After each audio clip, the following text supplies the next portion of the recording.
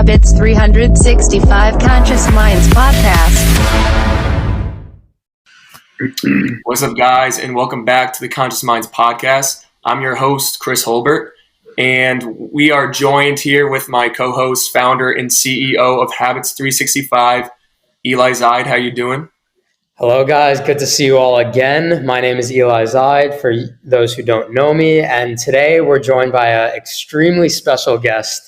He is an American actor who has had various roles in TV shows such as All-American, Grey's Anatomy, Teen Wolf, and is the star in a new film, Notorious Nick, and that is Cody Christian. Cody, it's awesome to have you here. If you just want to introduce yourself for the people at home that may not know you. Yeah, for sure. I mean, quite an introduction. Thank you, first and foremost. And I think you did my job. I mean, hi, what's up? I'm Cody. I'm an actor. But no, Eli, I think you summed it up, man. Thank you guys so much for having me. Yeah, no, thanks for coming on. Really appreciate it. Yeah, absolutely. And Cody, so basically the premise of this podcast, overarching theme is like, how have you kind of created like habits for yourself that kind of propelled your career to reach certain limits? You have all these things you had to do beforehand to get to the place you are today. Mm-hmm. So what have you kind of developed in terms of habits that have gotten you to the place where you are today? I mean, I think you just brought up an excellent point, from where I started to where I am now. And from my perspective, I still feel like I'm in the very beginning of things. Versatility is a huge one, man, because these habits change over time, right? It's the adaptability aspect to be able to go, okay, this was working for me at this point in my life. Things are different. I'm different. My habits are different. What do I have to do? What do I have to readjust? So I feel like it's constantly evolving. Yeah, you always got to adapt. Yeah, and it's weird. I'm in a very interesting turn in my life. I just turned 26. And I think I'm at this point of kind of resetting and recalibrating, reevaluating what are the habits that I'm like currently doing, what are the things that I want to touch back on, what are new things that I want to implement. So it's been a lot of constant change, and I imagine that's how it's continuing to be. But it's cool. It's a cool place to be in right now. But yeah, I think that's the number one thing, right? Is obviously some good habits are better than none, but I think they constantly change. So kind of being objectively aware of that. Consistency also is a huge factor. Yeah, absolutely. Just in building better habits, that's the biggest thing, I think. And I think one thing because you always got to keep yourself in check too. Of course, right? Like what I was thinking about, on my way over here to do this was, behind habits, what it really implements for you is discipline.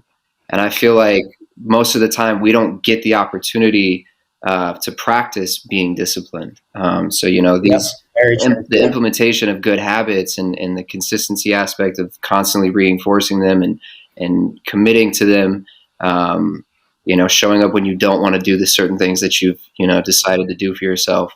It's all a factor, man. It's all a part of the equation.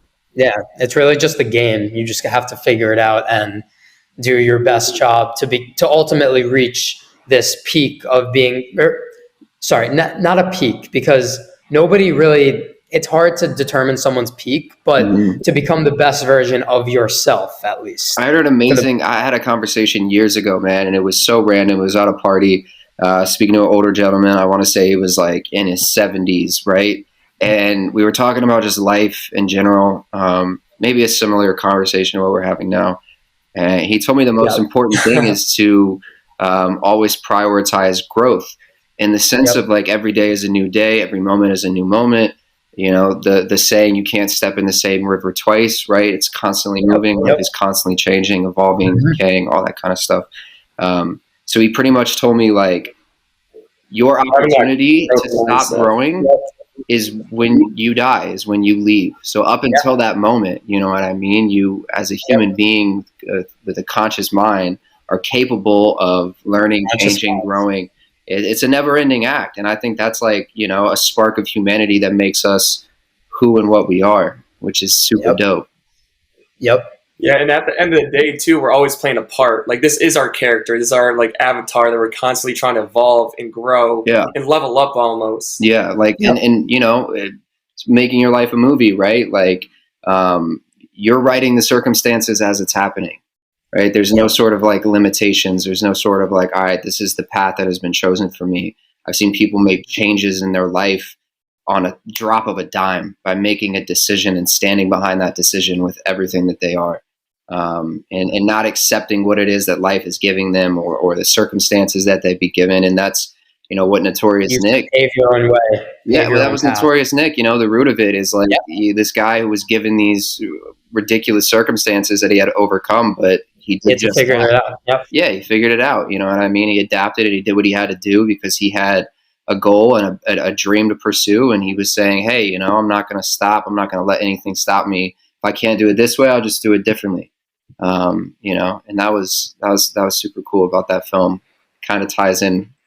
Yo, how has playing that part kind of like helped you develop? Because, you know, like you had to go into that character and become Notorious Nick. Yeah. You know, you had to literally embody that character and emotionally embrace it. How has that kind of helped you in your individual sense as a person, like even grow? I think that's a great question. It took a lot of hard work and commitment, right? A lot of dedicated focus, mentally, emotionally, physically. Like my body was, you know, beat to shit in like the first 2.5 weeks of filming. You know, I was in there. I was getting tossed around, and I'm not a professional fighter, so all the training leading up to that was taxing, and you had to adapt to it. And then you know, the first 2 weeks of filming, I'm getting tossed around, so my whole body is. Dude, I remember like I'd have mat burn everywhere in my knees, my legs, all of my feet, all my toes. They were all like split open essentially. And throughout the day, my stunt double and our stunt coordinator after every take would have to run in and use like liquid bandage. But I don't know if you ever used liquid bandage on like open skin, but it's like it's painful. It's excruciating. It's like pumping alcohol into the wound. So like that in combination with like the sweat and then the application of it, then do a take and it would split back open. Like I remember being on location at the end of a work day, the first like 2.5 weeks, and my whole body was, you know, in so much pain. And I tried to take like an Epsom salt bath and I couldn't even sit in the tub because I had so many like open wounds everywhere. Right. It was crazy.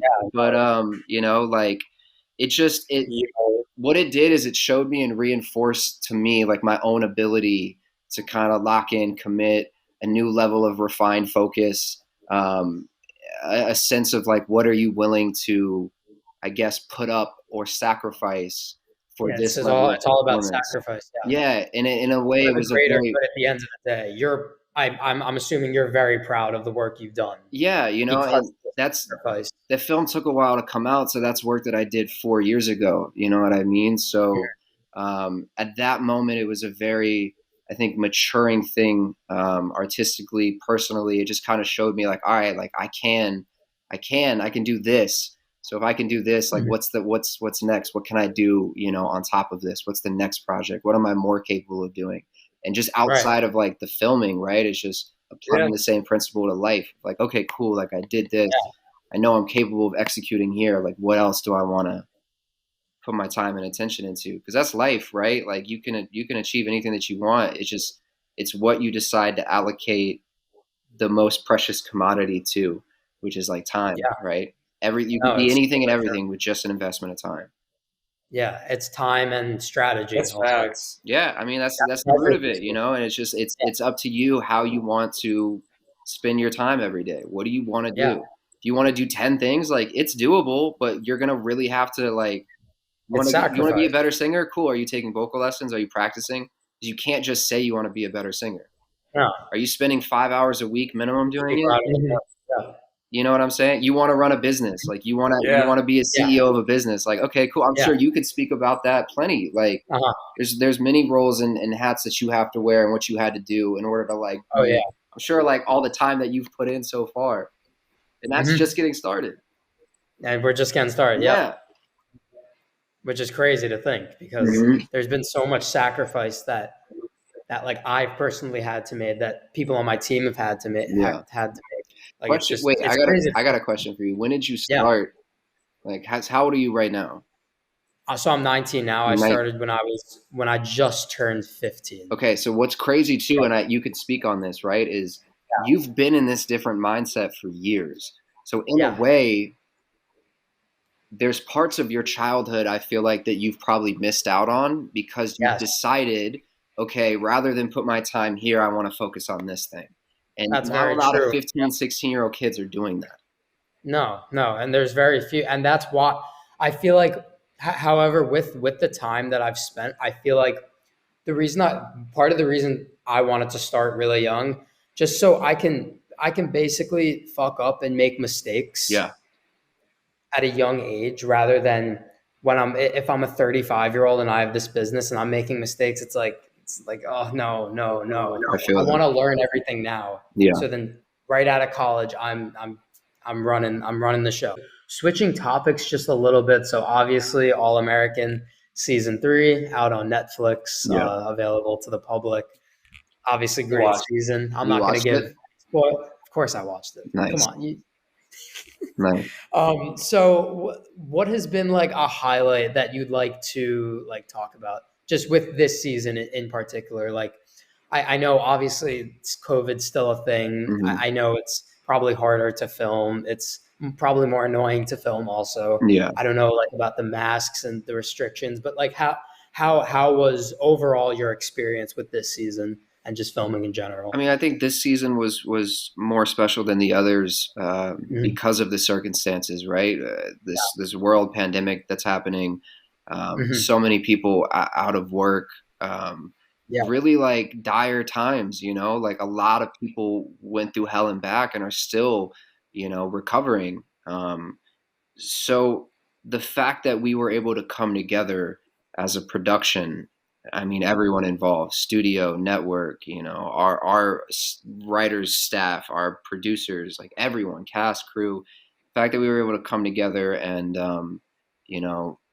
overcome the resistance, so to speak, adhere to the protocols, keep everyone safe and comfortable, and still be able to bang out a 19 episode season that was received pretty well. It's phenomenal. Yeah. I mean, that sense of accomplishment is one thing, but also just, banding together in a time where we were very lucky and fortunate just to be working, like a lot of people didn't have the same. You have to be grateful. Yeah. So it was a very special season in the sense of like, it shouldn't have worked out the way it did, but somehow, some way, everything lined seriously, up. Yeah.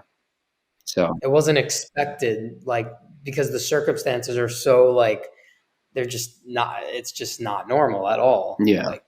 This is a completely different time we're living in, and everything. Yeah. And you have to be grateful for those opportunities. Like, you've done so much in your career, yet this has probably been one of the more impactful parts because there's so much happening to other people, and you just have to be so fortunate to be in the circumstances that you are in, to be able to film this film, to be in this show. Like, I feel like gratitude plays a big part in your life, and I can kind of feel that from you already. So how do you feel like, do you wake up every day just grateful, or how do you go about your day feeling wise? I mean, this last year, I'll be real with you, there's a lot of ups and downs. It was a tough year, and I had a lot of stuff happening on the personal side, and just a lot going on. So just with the last couple months, I had a little bit of time off from the show, and my main focus has really just been getting right mentally again, taking the time to do the things that I need to do to be, centered, whether it's eating a certain way, getting back in the gym, training consistently, taking 15, 20 minutes every morning to kind of stretch and meditate, just taking control of the day rather than the day kind of throwing me around. Right. And that's, again, a mental discipline and something that I had kind of let slip away from me because my mind was so preoccupied with all this other shit going on this last year.